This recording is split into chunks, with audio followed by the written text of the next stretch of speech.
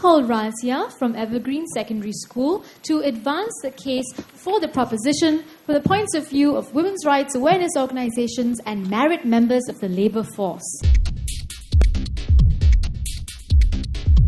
Good afternoon once again to the members of the House. Ladies and gentlemen, we have a problem in the status quo. The fertility rate is 1.25 children per woman as of a 2006 conducted by MCYS. This causes several problems such as a shrinking talent pool for our knowledge-based economy and a lack of manpower to maintain the level of economic activity. This was caused by a variety of reasons such as changing social attitudes, availability of contraceptive, and a higher cost of living. Ladies and gentlemen, something must be done. Before I go any further, I would like to clarify something about the definition. I would like to give a broader idea about the financial and the non-financial incentives by giving more examples. For the financial incentives include tax benefits and rebates and baby bonuses like the first speaker has said. For the non-financial incentives includes maternity leave, priority for HDB flats, MediSave maternity package, quality and affordable childcare and kindergarten, and finally, a concessions for maids. I would also like to clarify that the marriage and parenthood should be considered together and not separated in this context of the debate, as the spirit of the motion deals with... information, sir. No, thank you. In this context of the debate, as the spirit of the motion deals with the family unit, rather than childless couples or children born out of wedlock. Financial and non-financial incentives are most relevant to the family unit or couples planning to have their first child. For this debate, I have some qualifications to make also.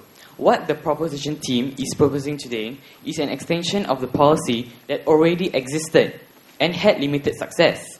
The policy that I am talking about was introduced in 1987 and is called the 3 or more policy. This has stayed in place to this day with some revisions over the years.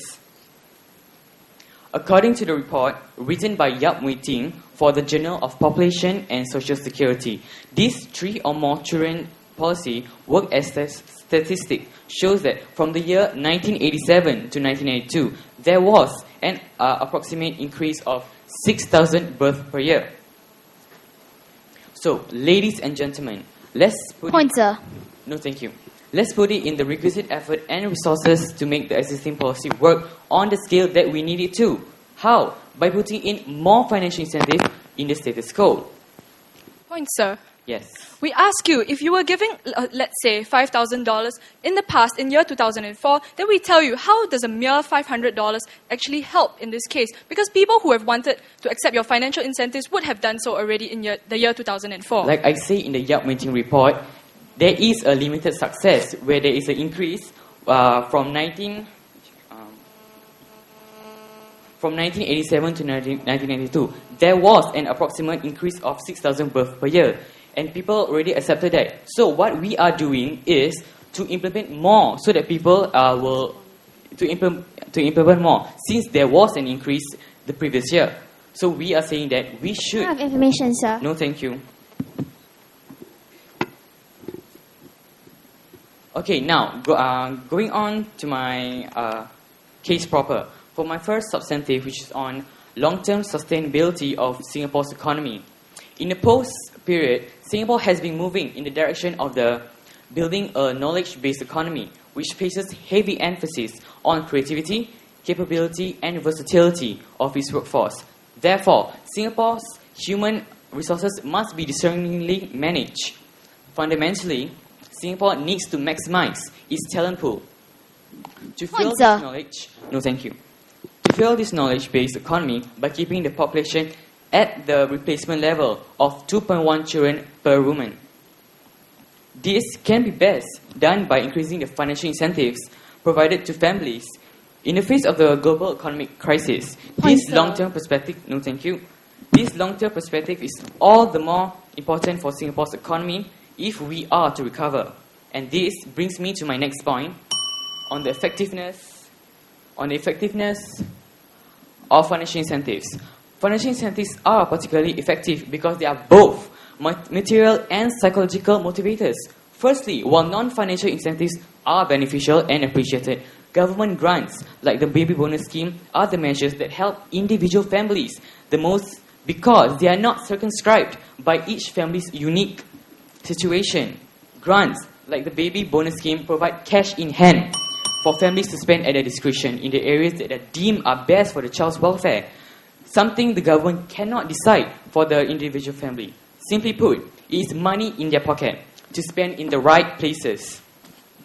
Secondly, additional financial incentives are psychological boosts for couples and families because the government is seen to embrace its duty of care as well, puts its money where its mouth is. And with that, please go with the Women's Rights Awareness Organization. Thank you. I now call Ashley of CHIJ Toa Secondary to give us the opposition two teams' point of view from the singles and dating agencies.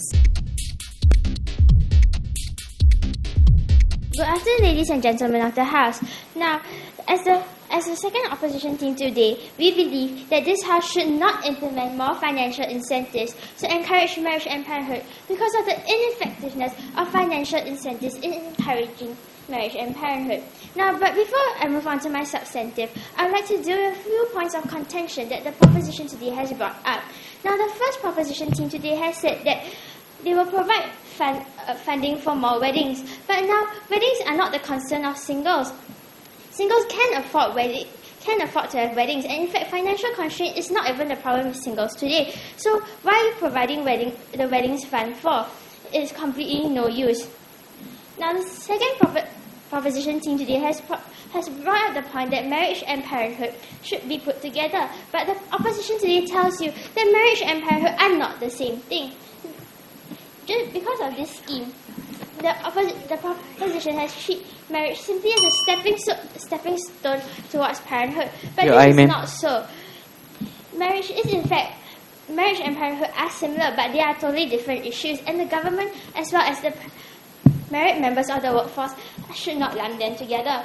Now, the proposition has also told us that they should implement more financial incentives. No, this is not true. This is because the Minister of Home Affairs, Mr. Wong Kan Seng, has come and told us that no, we cannot implement more financial incentives because if we implement more financial incentives, this money will have to come up from the taxpayers' money. And if we do so by increasing tax, we will eventually fall out of the Asian market. Now, even if financial incentives even if we do implement financial incentives, the amount of financial incentives will never be enough to cover the child all the way from the moment the child is born all the way to university. So that is why financial incentives will not be effective. Now, moving on to my substantive point on the ineffectiveness of financial incentives to encourage marriage and parenthood. The fundamental assumption here is that financial constraint is the problem. Therefore, using financial incentives would encourage people to get married and therefore have more children. But the opposition today tells you that no, this is not true and this is an insignificant reason. In fact, from 2004 to 2007, the most predominant reason is because they feel that they are too young to get married. Now, representing the singles, there are two groups of singles in Singapore. The first group are the group of singles that are completely not interested in marriage, while the second group of singles are people who are interested but neither have the time nor opportunities. The policy today deals with neither group. Now, let me first deal with the first group of individuals, those who are not interested in marriage at all.